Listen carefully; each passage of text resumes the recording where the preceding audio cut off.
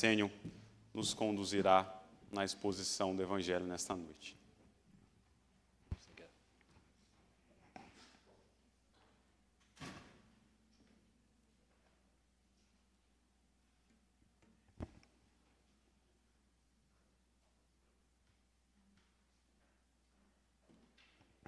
Boa noite, irmãos. Graça e paz. Pelo visto, muita gente foi para o Nepal, hein? Não foi, não? O voo deve estar lotado. Vamos lá, né? É sempre um privilégio estar aqui. Sempre além de privilégio, é uma grande responsabilidade, né? A gente falar as coisas pertinentes ao Senhor e muitas vezes a gente acaba falando que não deve, e aí muitas vezes tem consequências indesejáveis. Mas que o Espírito Santo esteja sempre direcionando a cada um que estiver levando a palavra do Senhor. Vamos abrir a palavra de Deus em 1 Coríntios. 1 Coríntios 10. 1 Coríntios 10, de 1 a 13.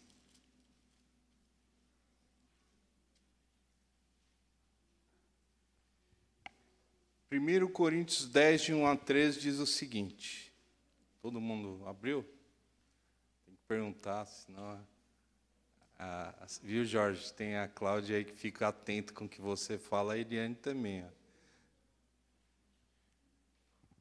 Bom, 1 Coríntios 10... de 1 a 13 diz o seguinte: Ora, irmãos, não quero que ignoreis que nossos pais estiveram todos sobre a nuvem e todos passaram pelo mar, tendo sido todos batizados, assim na nuvem como no mar, com respeito a Moisés. Todos eles comeram de um só manjar espiritual e beberam da mesma fonte espiritual, porque bebiam de uma pedra espiritual que os seguia. E a pedra era Cristo. Entretanto, Deus não se agradou da maioria deles, razão porque ficaram prostrados no deserto. Ora, essas coisas se tornaram exemplos para nós, a fim de que não cobicemos as coisas más, como eles cobiçaram. Não vos façais, pois, idólatras, como alguns deles, porquanto está escrito: o povo assentou-se para comer e beber, e levantou-se para divertir-se.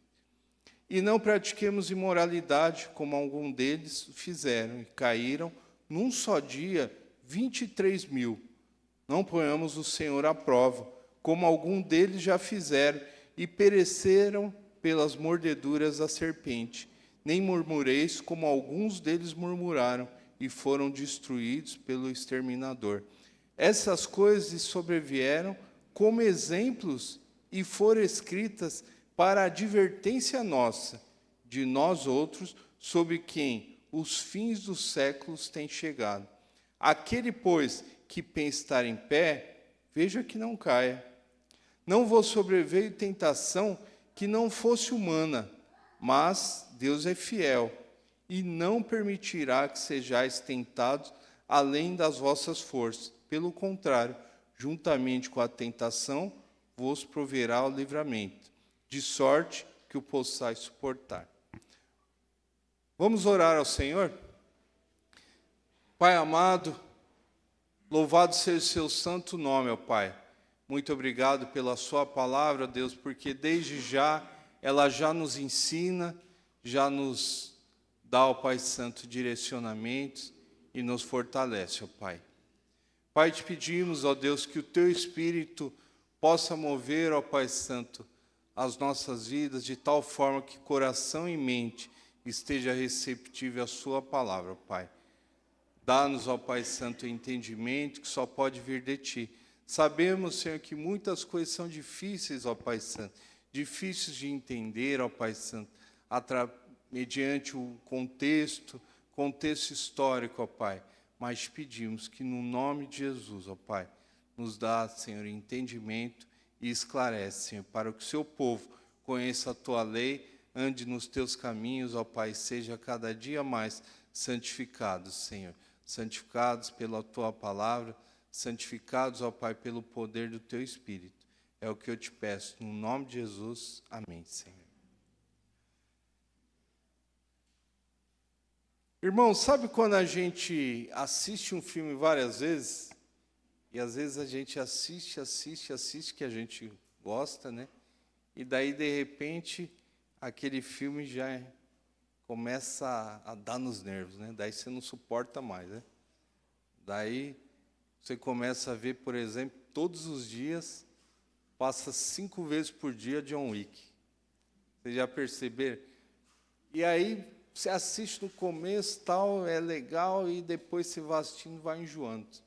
Vai enjoando, que você não consegue mais sequer assistir. E aí você conhece fala, você conhece o jeito, tal. E às vezes, e tem filme também que a gente até espera, né? Que de assistir tanto mude, né? Ele mude o resultado dele, né? Igual aquele filme que o cara vira, acho que paralítico e tal, e uma menina começa a cuidar dele, e no final ele acaba se matando, alguma coisa assim. E toda vez que a gente assiste ele, a gente quer que vai que ele mude de ideia, né? Mas aí a gente sabe que isso é impossível acontecer. A não ser se tiver a parte 2, né? Mas a gente percebe que com a palavra de Deus não é assim, né? Com a palavra de Deus, quanto mais a gente lê, mais a gente estuda, ela aparece coisa diferente, e muitos pregadores, mesmo pregando muitas vezes o mesmo texto, ele consegue trazer coisas novas. Que coisa doida, né? Que interessante que é isso aí. Como que pode? Agora veja que, mesmo a gente escutando todo domingo, mesmo a gente tendo EBD, mesmo a gente tendo pequenos grupos, muitas vezes a gente acaba caindo nos mesmos pecados. A gente também é insistente, né? A palavra de Deus ensina o correto, e a gente insiste sempre em fazer o errado. Eu estava vendo esses dias, sabe aqueles quadros de transformação que tem, que às vezes ele pega o povo, principalmente o povo de rua, tal, né, que tem que fazer barba, às vezes cortar cabelo, tal. E aí você percebe que eles vão lá dar aquele leva no cabeleireiro, tal, maquiagem, e aí a transformação. Até que a pessoa começa a falar. Daí a pessoa começa a falar, a gente percebe que não houve mudança nenhuma. Percebe que muitas vezes a gente está da mesma forma. A gente quer fazer uma transformação exterior e não consegue fazer uma transformação interior. Por mais que a palavra seja dita, por mais que seja ensinada, a gente não consegue entender. E isso, todos nós, viu? Todos nós que estamos aqui, seja pastor, presbítero, seja quem for, todos nós temos dificuldade. Se eu perguntar aqui, qual foi a última aula dada, o que foi falado, qual foi a última pregação, muitas vezes a gente não vai lembrar. Mas a palavra de Deus, ela sempre é pregada, pregada, pregada. Por quê? Porque ele não tem que trazer simplesmente como se a gente fosse um treinador, né, que falasse o seguinte: olha, vai lá, você consegue, Deus está com você, o Senhor vai te sustentar. Ou então um coach, né? Não, irmão, porque se você tiver a fé do tamanho de um grão de mostarda, você vai conseguir transpor, mudar o monte de lugar.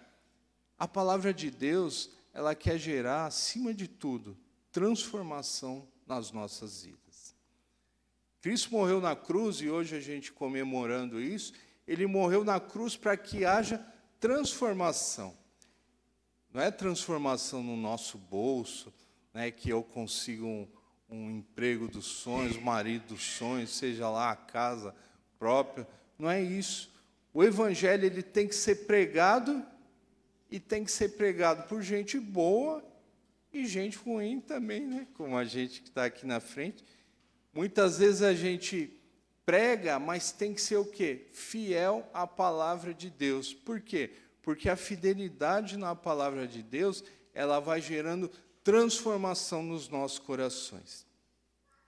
Existia aí um conceito, principalmente dos pós-milenistas, que eles falavam, e muitos pós-milenistas, calvinistas também, e eles falavam o seguinte: pós-milenismo é que Cristo vem, que existe o milênio, e depois do milênio vem Cristo. E aí esperava-se que, com o passar do tempo, com o desenvolver, com a proclamação do Evangelho, as pessoas seriam, todas as vezes, seriam cada vez mais transformadas. Isso, de certa forma, é uma realidade. Nos últimos 100 anos, levou-se o Evangelho a mais pessoas do que nos últimos 1.900 anos. Então, houve realmente uma expansão do Evangelho. Porém, não conseguiu ainda transformar. O Evangelho não está. O Evangelho transforma as vidas de quem recebe. Mas muitas pessoas recebem o Evangelho e não são transformadas. É isso que a gente tem que entender. E aí os pós-milenistas começaram a se deparar com as guerras. Primeira Guerra, Segunda Guerra. Isso porque não chegou, né? Agora, se chega se chega no Congresso Brasileiro, 40% de evangélicos, como pode isso? Igreja para todo lado, como pode isso? Igreja, muitas vezes com 25 mil, 30 mil, 100 mil pessoas, e não existe coração transformado. Por que a gente sabe disso? Porque a cada dia mais você anda e você percebe que pessoas não têm nenhuma responsabilidade. Pessoas não conseguem, nós, em geral, não conseguimos assimilar as verdades do Evangelho. Pensa, meu irmão, o quanto o Evangelho é relevante para você. O quanto Cristo é relevante para você. Agora pensa, nós estamos fazendo estudo sobre Noé, pensa se quando vem, cai a primeira gota, e aí a arca fecha, você estaria dentro ou estaria fora da arca? Pense nisso. Pensa só que depois que fechou a arca, não existe mais jeito de você entrar. Pensa que o Evangelho está sendo pregado. Vidas precisam ser transformadas, por quê? Porque para ser transformado eu preciso ter aliança com o Senhor, eu preciso conhecer o Deus que eu sirvo, e eu preciso conviver com Ele. Eu preciso fazer com que o que eu aprendo tem que ser transformado no meu dia a dia. E isso não é fácil. Não é fácil eu perdoar, não é fácil muitas vezes me passarem uma rasteira e eu confiar que o Senhor é o meu juiz. Isso não é fácil. Não é fácil muitas vezes eu ter que esperar a vontade do Senhor, aguardar no Senhor, e o tempo vai passando. E muitas vezes eu estou envelhecendo e o Senhor não está olhando. Mas pensa que o Evangelho, ele é transformador. E o Senhor tem que ser vivo na minha vida. Ele tem que fazer com que a minha vida seja sempre para Ele. Quando a gente pensa que não existe chance quando fecha a arca, que não existe próximo voo, né? Pensa que a gente precisa, então, de uma conversão genuína. Por quê? Porque nós estamos tendo uma segunda chance. Porque nós conhecemos o quê? Nós conhecemos o que aconteceu na arca. Nós conhecemos o que aconteceu em Sodoma e Gomorra. Nós conhecemos o que aconteceu no deserto. Nós conhecemos tudo isso. A palavra tem sido pregada. Meu irmão, pensa agora como está o seu coração e a sua vida diante do Senhor. Tudo isso que eu falei foi por quê? Para a gente compreender que o que aconteceu e vem acontecendo na história não é nada diferente do que acontece nos nossos dias. O texto que eu li, ele vai narrar sobre uma cidade grega chamada Corinto.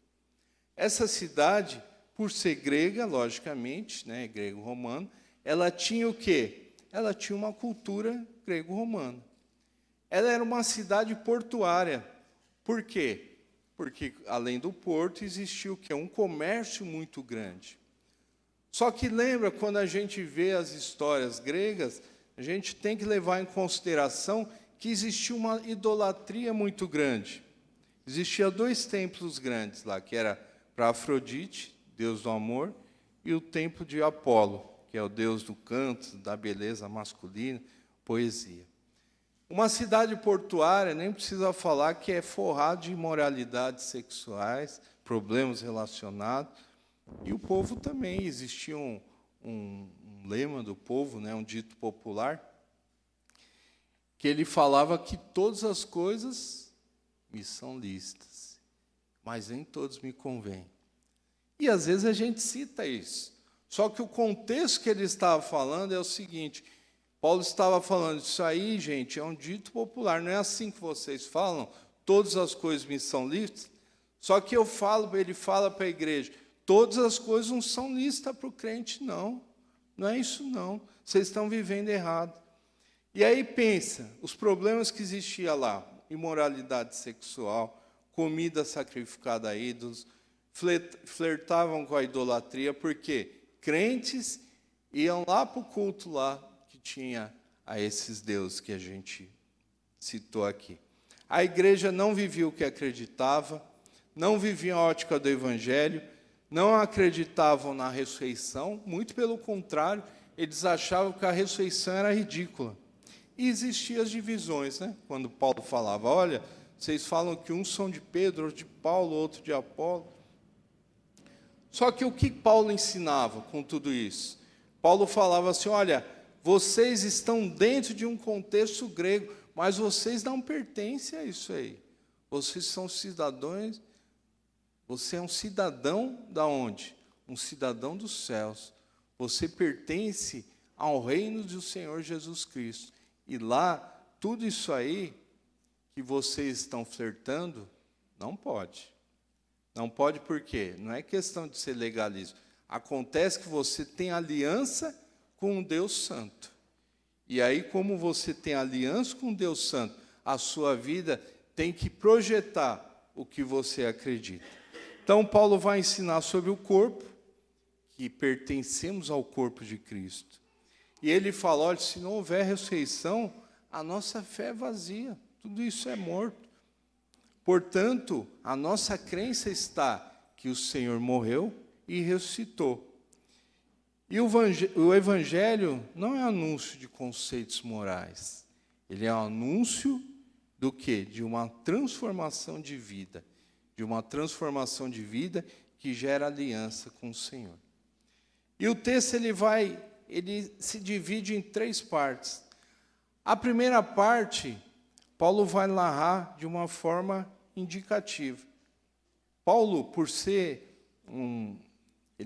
muito versado no Velho Testamento, ele vai trazer as coisas do Velho Testamento e vai fazer o quê? Se tornar presente. Os 5 primeiros livros da Bíblia, ele tem basicamente todo o ensino que a gente estuda. Basicamente, tudo que a gente precisa está nos 5 livros da Bíblia. E depois disso ele vem o quê? Vem trazendo a confirmação do que está escrito lá. Tanto é que Cristo, Paulo, eles citam muito o quê? Os primeiros livros da Bíblia. Então, Paulo relembra a história e ele fala assim, olha, o povo foi batizado, foi purificado, o povo vivia em comunhão, né? Eles participaram de um mesmo banquete, eles participaram de um mesmo Espírito. E da mesma forma que eles participaram, vocês também participam.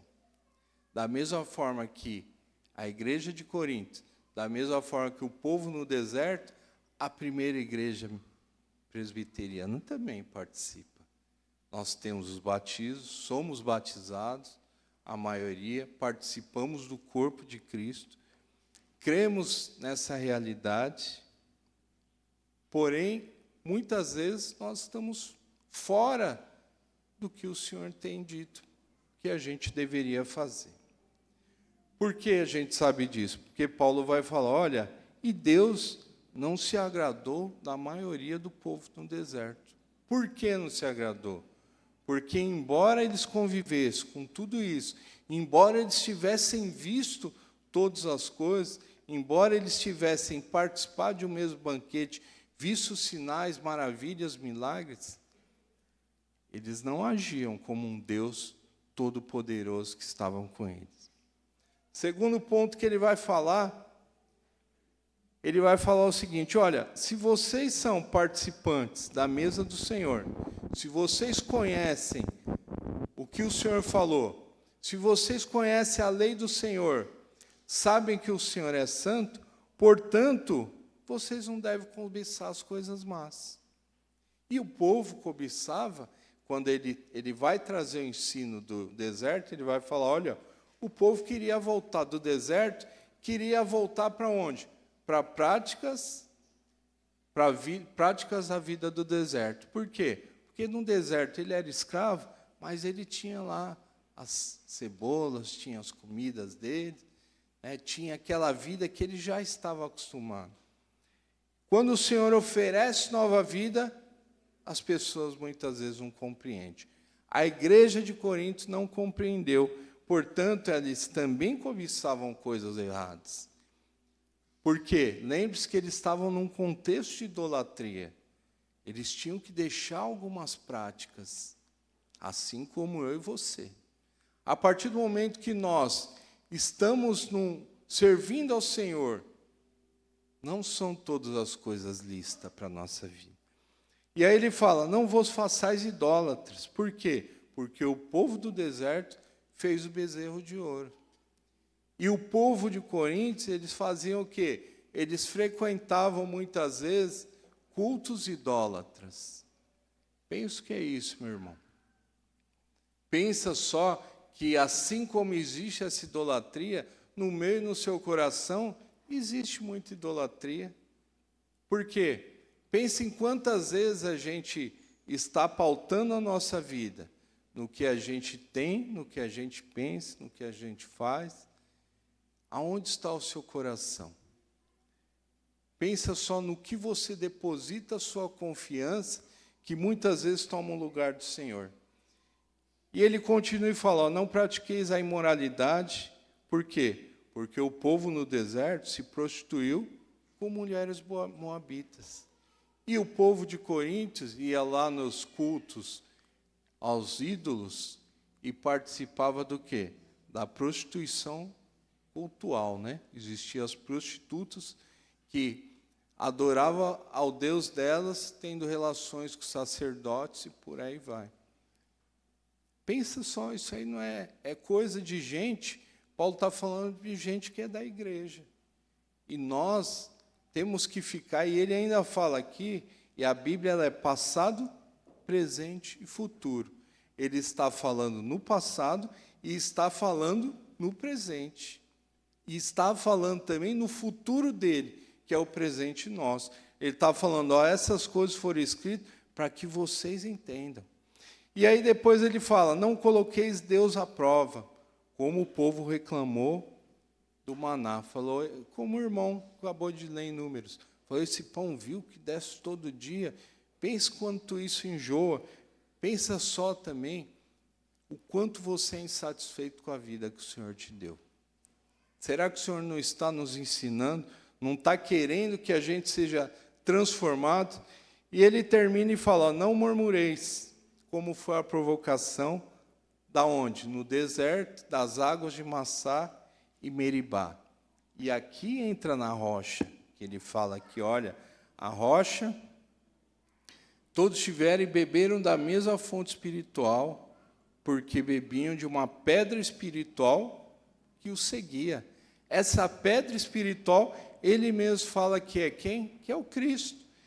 E o povo passou, quando ele pediu água, o povo pediu 2 vezes. E 2 vezes ele pediu água e reclamando, por quê? Será que o Senhor quer nos matar aqui. E essa mesa, e conforme os teólogos, né, exegetas, eles dizem que essa mesma rocha, que era a única rocha que o povo rodeava, mas era a mesma rocha que saía a água do deserto, que é chamada de Massá, foi chamada de Massá por causa da provocação, ou Meribá, a reclamação. E aí Paulo depois ele apresentar, ele fala, olha, vocês participam do mesmo povo, você participa da mesma comunhão. O Senhor não se agradou, por quê? Porque o povo pecou, fazia isso de errado, e fala para as corrigir. E Paulo traz uma aplicação. Ele fala, ó, o que ocorreu com o povo no deserto serve de advertência para nós, daqueles dias, e para nós, dos nossos dias. E ele fala, olha, e cuidado, porque às vezes a gente pensa que a gente está firme, mas você toma cuidado para cair. Cuidado, porque ele falava o seguinte, cuidado que você se acha povo de Deus e acha que você tem todo o conhecimento, só que quando você vê, você se distanciou das verdades do Evangelho. Ainda que frequente a igreja, cuidado. A palavra de Deus tem que ser o nosso guia, tem que nos trazer sempre aonde? Para mais perto do Senhor. E Paulo encoraja o povo a o povo encoraja e exorta a não pecar. Por quê? Porque a gente peca e peca muitas vezes. E ele vai terminar, não veio tentação que não fosse humana, mas Deus é fiel e não permitirá que sejais tentados além da vossa força. Só que olha que interessante, nós no caminho do Senhor, nós somos tentados. E o Senhor fala que traz o quê? Traz um livramento. Porém, o que o povo estava fazendo? O povo estava procurando as coisas erradas. Então, ele não estava... não era a tentação que sobrevinha, ele procurava, eles estavam flertando com idolatria, eles estavam fazendo o que era mal. O povo de Corinto, ele estava deixando-se influenciar pela cultura grega que existia lá. Por isso que Paulo traz essa advertência. Então, veja só, o povo de Corinto não reconhecia a pedra que era Cristo. Ele não reconhecia. O povo de Israel não reconheceu a pedra que estava com eles, que a pedra era o próprio Senhor. E o povo dessa igreja? E nós? Será que nós reconhecemos quem é o Senhor, Jesus? Será que a gente sabe o que a gente comemora realmente na Páscoa? Será que tudo que Cristo fez, a gente vai falar, não, ele fez por amor, só ele morreu por amor, ele me ama. E o máximo que a gente responde é, ele morreu por amor. Será que foi por isso só que Cristo morreu? Será que a Bíblia é carregada de ensinos, de exortações? E será que isso não tem que ser considerado? Pensa, meu irmão, se Jesus é suficiente para você. Pensa só o quanto essa realidade da igreja de Corinto e do povo no deserto, pensa o quanto ela ensina para mim e para você. Pensa que nós temos uma segunda chance. Por quê? Porque tantos erraram, tantos pereceram, e nós conhecemos a história do povo, e muitas vezes a gente leva como se nada tivesse acontecido. Segunda-feira, terça-feira, né? Graças a Deus, amanhã tem um feriadinho, né? Tá gravando, né? Eu espero que meu chefe veja e espero que essa parte ele pule. Mas pensa só, na terça-feira, a vida normal, eu não posso voltar como uma pessoa que não tem um relacionamento com o Senhor. Por quê? Porque o Evangelho ele tem que ser transformador. O pastor Timothy Keller ele falou uma frase muito interessante. Você não percebe que Jesus é tudo o que precisa, até que Jesus seja tudo o que você tem. Olha só, você não percebe, até que as coisas vão andando, vão andando e caminhando, e você fala, ah, Jesus, eu não tenho a quem recorrer, eu só tenho o Senhor. Lembra só, quem está estudando nos pequenos grupos, nós tivemos aí o estudo da semana passada, quando eles entraram na arca, foi lacrada e a água só, eles boiando na água. E agora? O que a gente faz? Não tem como sair, eu não consigo nem enxergar para ver se a água baixou ou não baixou. E eu tenho que fazer o quê? Você não percebe que Jesus é tudo que você precisa, até que Jesus seja tudo o que você tem. E olha que história bonita. O mundo, Deus criou todas as coisas, e o próprio Cristo foi o criador de todas as coisas. E aí o homem, pelo seu livre-arbítrio, ele pega e transgride a lei do Senhor. E quando ele transgride a lei do Senhor, a gente já conhece que uma série de problemas entra. E essa série de problemas, uma delas também, é que o próprio Satanás acusava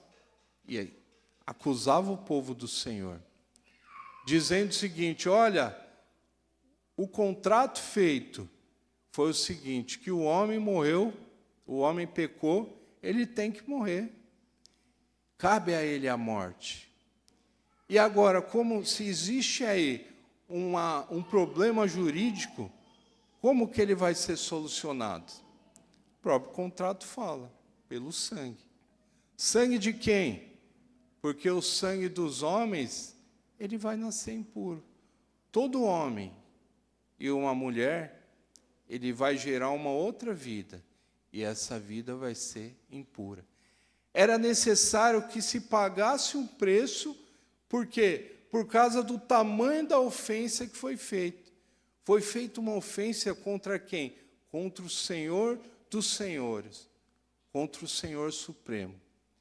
E essa ofensa fez com que o homem perdesse o acesso à árvore da vida. A sentença a partir de agora é a morte. Todo homem nascido de mulher, ele tinha por consequência a morte. Mas o Senhor fala o seguinte também, olha, logo no começo ele fala, quando ele chama todos e traz a sentença, ele fala, olha, a semente da mulher vai esmagar a cabeça da serpente. Mas a semente da serpente, ela vai morder o calcanhar. E a história vai se desenrolando, a história, esse drama bíblico, que embora seja vários livros, não é uma biblioteca, ele é uma história, que é escrita por vários escritores, né? E aí nessa história vai falar que o Senhor determinou holocaustos, sacrifícios, que tipificava o quê? Tipificava que essa sentença, né, da ira do Senhor, ela seria, de certa forma, acalmada. E aí a história, além dela fazer, contando que existia aí a morte de cordeiros, a morte de bois, existia todo um ritual de holocausto, uma vez por ano, o sumo sacerdote fazia os sacrifícios por causa dos pecados. Mesmo assim, não era suficiente. Todos os profetas, tudo apontava para um grande Senhor que viria, para o Rei dos Reis que viria. E eles contavam e criam e morriam por essa crença, pelo Senhor que viria, o Senhor que estabeleceria o quê? Um novo reino. E aí os profetas narram, os profetas contavam, os profetas, muitos almejavam ver o Messias que viria. E até que na plenitude dos tempos, nasceu aquela criança. E nasce a criança, e nasce uma criança num lugar humilde. Que estranho, porque um rei dos reis não nasceria num lugar humilde. E, de repente, essa criança ela começa a reviver a caminhada do povo no deserto. Ela sai do Egito, lembra que ela fala, olha, do Egito chamei o meu filho. Ué, mas não era o povo de Israel? Mas aconteceu isso com Cristo também. Ele passa pelo batismo, ele passa pelo deserto, e ele prega no monte. Olha que bonito, hein? Revivendo a história do deserto. Ele passa por todos isso. E quando ele vai passar pelo deserto, e aí começa a grande luta, né? A grande batalha espiritual. E nessa batalha espiritual, o Senhor Jesus ele é tentado, ele é confrontado, ao ponto de até Satanás falar, olha, se você se prostrar diante de mim, eu te dou todos os reinos. Por quê? Porque a mim foi dado essa autoridade. E Cristo, ele não falou nada, não. Ele não falou, não, você é mentiroso. Não falou isso, não. E aí continuou, até que chega no momento que chega um endemoniado, fala, olha, o que a gente tem com o Senhor Jesus, que você veio antes do seu tempo? Eu conjuro-te ao Senhor, a Deus, que não me expulse daqui. Isso aí é similar ao quê? É ele exorcizando a Cristo. É como se ele falasse, sai demônio, sai daqui. O demônio querendo tirar Cristo. Ele falou, recorro ao Senhor dos céus, para que você não me atormente antes do tempo. Mas o Senhor já sabia a tarefa dele, e eles sabiam que era Deus. E aí, no decorrer da história de Cristo, ele pisa sobre o mar. Ele mostra que ele é Senhor do mar. O mar representava o mar revolto, representava muitos problemas, dificuldades. Ele pisa no mar, ele acalma as tempestades. Até que uma hora, o próprio Satanás fala, bom, eu mandei aí os meus pupilos, agora eu vou, né, eu que tenho que fazer a tarefa. E aí ele entra em Judas, e quando ele chega, o Senhor Jesus fala, olha, esta porém é a hora, é o poder das trevas. Aquele é o momento, o grande momento da batalha espiritual, onde esmagaria Cristo, esmagaria a cabeça da serpente, a serpente picaria o calcanhar. E naquele momento que ele é entregue, os homens acham que estão acabando com Cristo. Muitos, a fé pode ter sido abalada. E até que Cristo, naquele momento da cruz, ele fala, olha, tudo que podia ser feito, ele foi feito. Está consumado. E quando ele morre, que os céus acaba se escurecendo, o véu é rasgado. E o Espírito de Deus vem até nós. Pense o quanto isso é importante na minha e na sua vida. O Espírito de Deus veio até nós, nos dando a vida e a reconciliação com o Pai. E depois disso, no terceiro dia, ele ressuscita. E quando ele ressuscita, ele fala, olha, a mim foi dado agora toda a autoridade, tanto nos céus como na terra. Aquele que queria me dar autoridade, que tinha autoridade, que queria me dar os reinos, adivinha o que aconteceu? Cristo amarrou esse valente e saqueou. E aí ele se fez Senhor dos senhores, onde todo joelho deve se dobrar a esse Senhor. Pensa só no que representou essa história que eu contei. Pensa que essa história é a história do quem? É a história do nosso Salvador. E quando ele é assunto aos céus, ele fala, olha, ide e fazei discípulos, ensinando a guardar o quê? Exatamente o que ele ensinou. Essa história é a história para que a gente perceba quem é o Senhor que a gente acredita. É a história para que a gente saiba que nas dificuldades a gente teve um Senhor que passou por toda a história, foi o Criador, se sujeitou em humilhação, mas Ele é o Senhor dos senhores. Mesmo Ele sujeitando ao estado de humilhação, Ele mostra para a natureza, para as forças espirituais, ele mostra a autoridade que ele é o Senhor de todas as coisas. Portanto, meu irmão, a gente não acredita em qualquer coisa, não.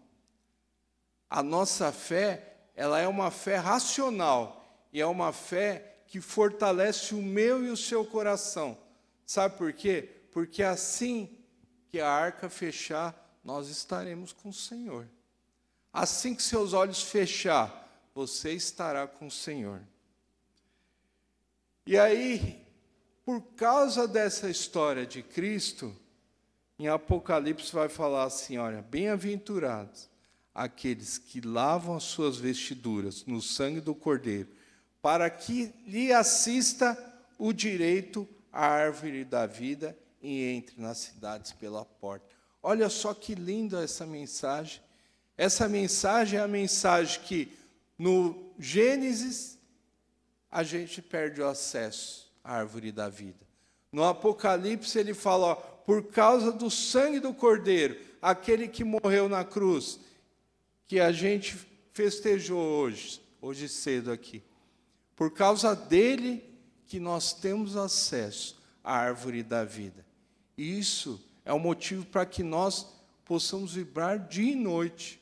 Por quê? Porque a nossa leve e momentânea tribulação, ela vai produzir um peso de glória, que garante a mim e a você que nós seremos sempre amparados pelo Criador.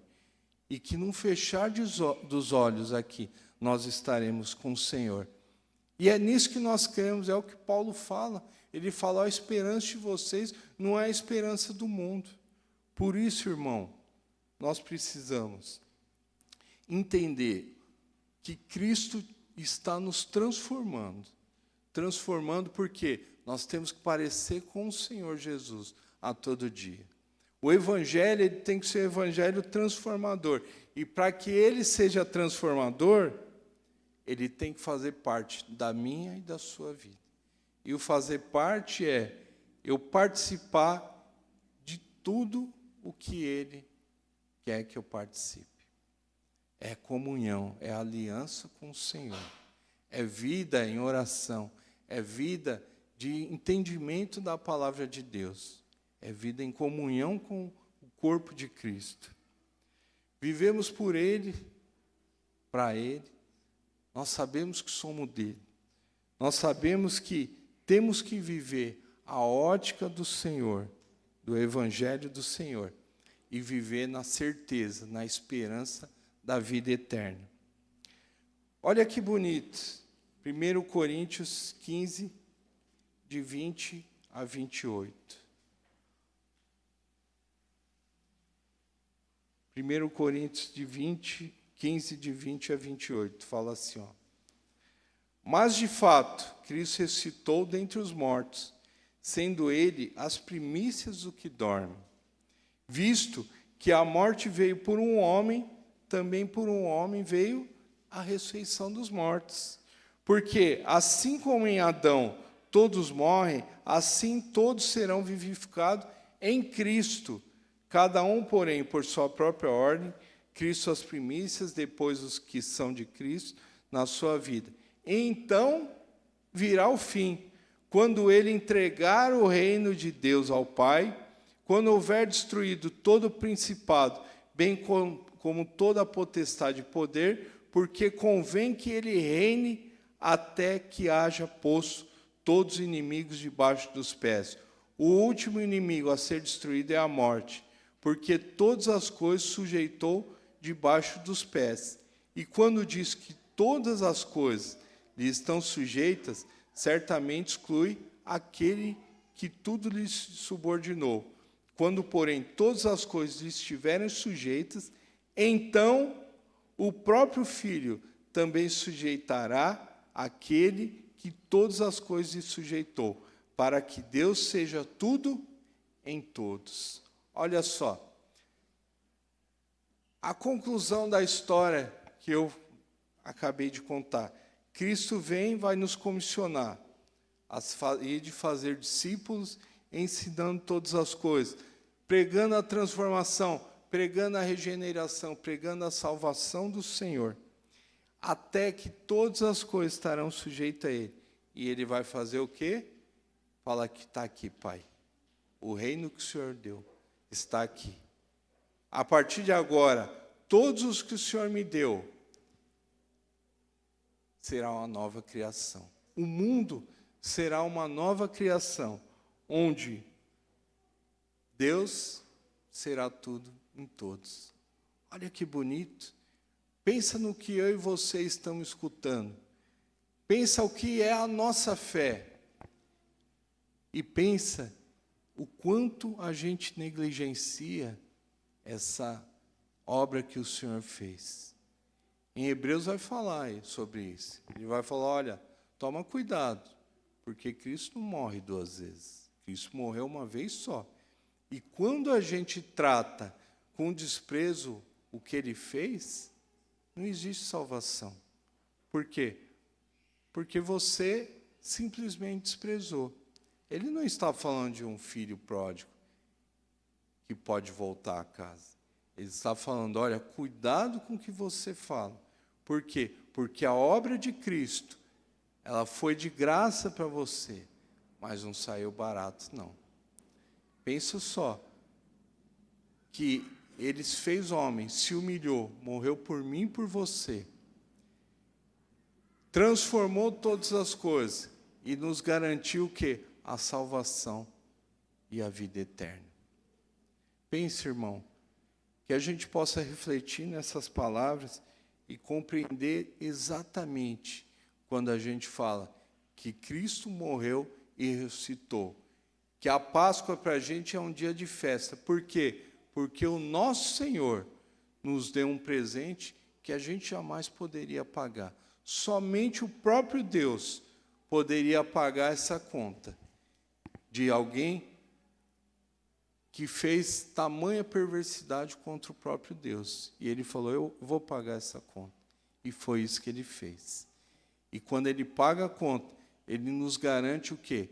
Que pertencemos a Ele, desde que eu e você tenham aliança com o Senhor todos os dias da nossa vida.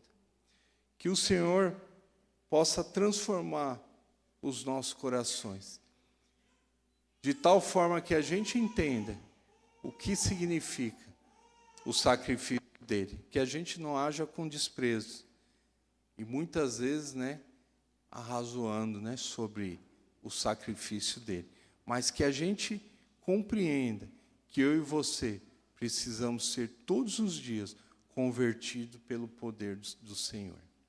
Vamos orar? Senhor Deus e Pai, te dou honras e glórias, ó Pai, por essa história belíssima, ó Deus, que o Senhor nos deu. Te dou honras e glórias, ó Pai, porque o Senhor nos apresenta histórias, ó Pai, como a do povo no deserto.